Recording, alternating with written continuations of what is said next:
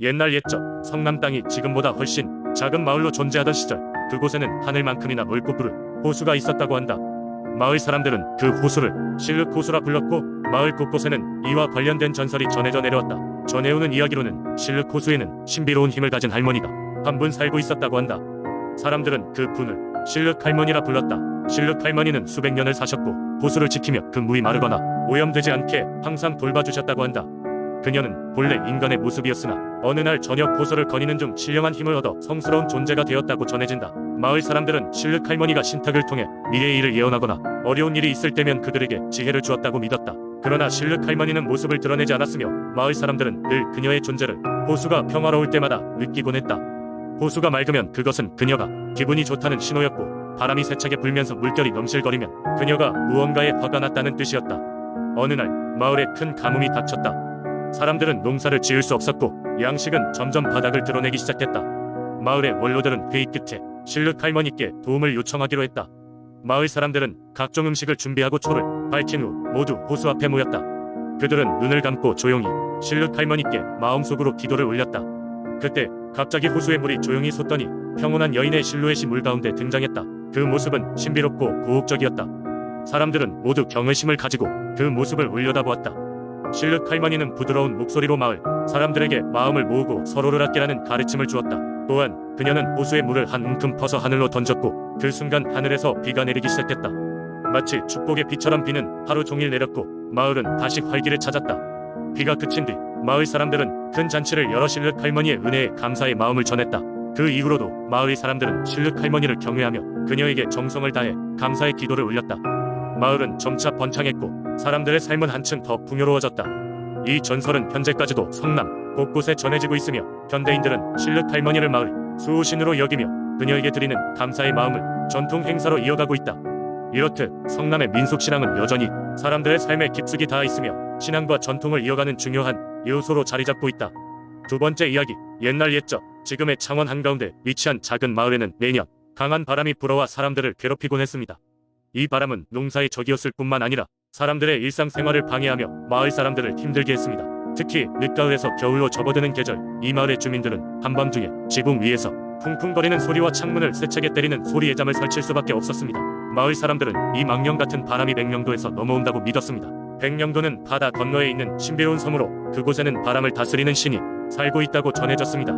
바람의 신은 매우 예민한 성격을 가졌으며, 주민들이 자신을 소홀히 여기면 더욱 거세게 바람을 불게 하여 마을을 휩쓸고 간다고 여겼습니다. 따라서 마을의 원로들은 비상회의를 소집하여 백령도의 신에게 조공을 바치기로 결정했습니다. 주민들은 신을 위한 특별한 제물을 준비하기 시작했습니다. 그 제물은 누에고치로 짠 고운 비단, 천과 신선한 해산물, 그리고 지역 특산품인 소주였습니다.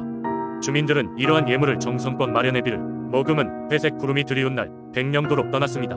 백령도에 도착한 주민들은 섬 초입에 위치한 신의 사당에 도착했습니다. 그들은 조용히 사당 앞에 무릎을 꿇고 제물을 올리며 신의 자비를 간청했습니다. 그리고는 부드러운 목소리로 마을이 안녕을 빌며 기도했습니다. 기도가 끝나고 이들은 사당 앞에서 물러나 섬의 자연을 감상하며 조심스럽게 숨을 들이쉬었습니다. 그들 앞에 보이는 푸른 바다는 전혀 다른 세상처럼 평화로웠습니다. 그 순간 갑자기 바람이 불기 시작했습니다. 그러나 이것은 그들이 마을에서 경험한 거센 바람과는 달랐습니다. 백령도의 바람은 부드러웠고 따스하며 그들의 마음에 평온을 불러일으켰습니다. 마치 신이 그들의 방문에 응답하는 듯했습니다. 바람은 주민들의 머리칼을 살짝 스치고 그들의 어깨를 부드럽게 감쌌습니다. 마을로 돌아온 후 신기하게도 창원의 바람은 한동안 잠잠해졌습니다. 마을 주민들은 백령도의 신이 그들의 정성을 받아들였다고 믿었고, 해마다 그 전통을 이어갔습니다. 그리고 바람이 불어올 때마다 주민들은 그 바람이 신의 위엄과 관대함을 나타내는 것이라며 경외심을 가지고 생활했습니다.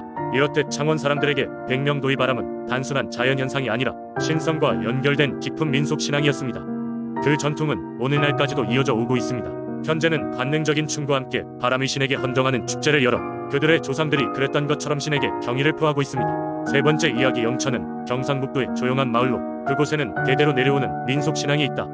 이곳의 주민들은 특별한 날이 되면 달집 태우기라는 고유한 의식을 치르는데, 이 이야기는 그것의 깊은 기원과 의식의 절차, 그리고 그에 담긴 의미에 대한 것이다. 먼 옛날 영천은 천혜의 자연 환경과 비옥한 토지 덕분에 많은 주민들이 정착해 농사를 지으며 평화로운 삶을 살고 있었다. 그 당시에는 하늘의 재해, 즉 가뭄이나 장마, 그리고 병해충 같은 여러 자연재해가 농사에 큰 영향을 미쳤고 사람들은 이러한 자연의 변화를 이해하거나 예측할 수 없었다. 그래서 마을 사람들은 하늘의 뜻에 맞고자 여러 의식을 치르기 시작했다.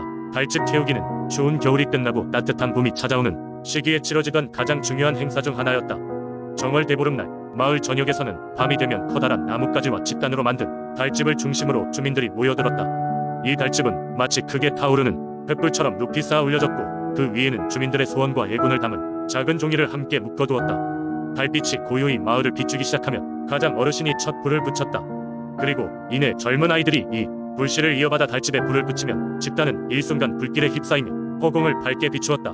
불길이 가장 뜨겁게 타오르는 순간 사람들은 열심히 기도하며 하늘을 향해 절을 올렸다. 그들은 올해의 풍요로운 수확과 마을의 안전을 기원하며 불길 속으로 사라지는 아군을 바라보았다. 이윽고 달집에 불이 꺼져가면 사람들은 남은 재를 함께 모아 각자의 집으로 가져갔다. 그 재는 마치 신의 가호각이 들어있는 것처럼 여겨졌고 풍요롭고 무사한 한 해를 상징했다. 농부들은 이 재를 논과 밭에 뿌려서 그들의 땅이 더욱 비옥해지길 기원했고 그 재가 가득한 집안에서는 가족들이 건강과 행복을 믿어 의심치 않았다. 달집 태우기는 단순한 의식이나 전통을 넘어 서로를 위해 기도하고 하늘의 뜻을 이해하고자 했던 영천 사람들의 가슴 깊은 믿음과 소망이 담긴 행위였다. 오늘날에도 가끔씩 그 전통이 재현되곤 하지만 당시만큼의 뜨거운 헌신과 신실함은 찾기 힘들다. 이러한 전통은 단순한 추억으로 남기보다는 과거와 현재를 잇는 귀중한 문화유산으로 여겨지며 여전히 많은 이들에게 기쁨과 신비로운 느낌을 선사한다. 네 번째 이야기. 옛날 옛적 마산의 바닷가 마을에는 풍부한 어획량과 아름다운 해변으로 유명한 곳이 있었다. 이 마을에는 전통적인 민속신앙이 깊게 뿌리박혀 있었고 마을 사람들은 바다에 사는 신비로운 존재들의 이야기를 즐겨 전했다. 그 중에서도 가장 유명한 이야기는 바다 속에 살고 있는 푸른 용과 소금 여우에 대한 이야기였다. 이 푸른 용은 마산 앞바다를 지키는 수호자였고 그 모습은 끝없이 넓은 바다와 같았다. 하늘을 가르며 날아오를 때면 물결은 용의 노래에 맞춰 춤을 추었고 하늘은 푸른색으로 물들었다고 한다. 소금 여우는 전설 속에서 언제나 푸른 용의 친구로 등장한다.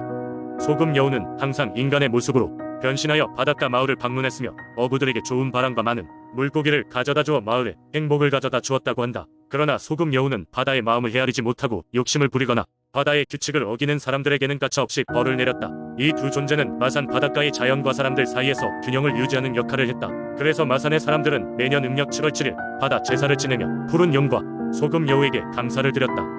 제사 후에는 마을 전체가 함께 축제를 여러 노래와 춤 그리고 맛있는 음식을 나누며 마을의 번영과 안녕을 빌었다. 전설에 따르면 어느 해 마산 바닷가에는 큰 태풍이 몰려왔다. 거센 바람과 높은 파도가 마을을 위협할 때 마을 사람들은 하나둘 모여 푸른 용과 소금 여우에게 도움을 청하는 기도를 올렸다.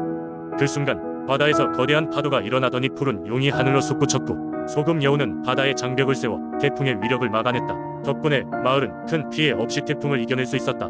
그 후로 마산 사람들은 바다는 그 자체로 하나의 신성한 존재이며 그 안에 사는 존재들과 의조화가 얼마나 중요한지를 다시 깨달았다. 지금도 가끔 바다 위로 큰 물결이 일렁이며 맑은 날씨가 이어지면 마을 사람들은 푸른 용과 소금 여우가 자기들만의 방법으로 태평양을 순찰하고 있다고 믿는다. 그리고 이 전설은 오늘날까지도 마산 바닷가를 찾는 관광객들에게 전해지며 많은 사람들에게 신비로움을 전한다. 마산의 바닷가에서는 언제나 바람에 실린 용이 숨결과 여우의 웃음소리가 남아있어서 마을 전체가 언제나 소망과 평화를 노래하는 것 같다. 다섯 번째 이야기. 옛날 옛적 예산 고을에는 깊고 울창한 대나무 숲이 있었습니다. 그 숲은 예로부터 마을 사람들에게 신성한 장소로 여겨졌고 어느 누구도 함부로 들어가지 않았습니다. 그 이유는 숲속 깊은 곳에 신비로운 영혼이 깃들인 대나무가 있었기 때문입니다. 사람들은 이를 영혼의 대나무라고 불렀고 그 대나무는 마을을 보호하고 풍성한 수확을 가져다 준다고 믿었습니다. 마을에는 매년 봄이 되면 대나무 숲 옆에서 제를 올리는 전통이 있었습니다. 마을의 어른들은 물론이고 아이들까지도 이 의식에 참여했으며 대나무 영혼에게 감사의 마음을 전했습니다. 제사의 하이라이트는 마을 장로가 대나무 숲 입구에 마련된 제단에 직접 수확한 곡식과 과일을 바치는 것이었습니다. 이 제단은 대나무의 영혼에게 제공하는 선물의 상징이었습니다. 어느 해 여름 마을에 큰 가뭄이 들었습니다. 그로 인해 사람들은 큰 걱정에 빠졌고 긴장감이 감돌았습니다.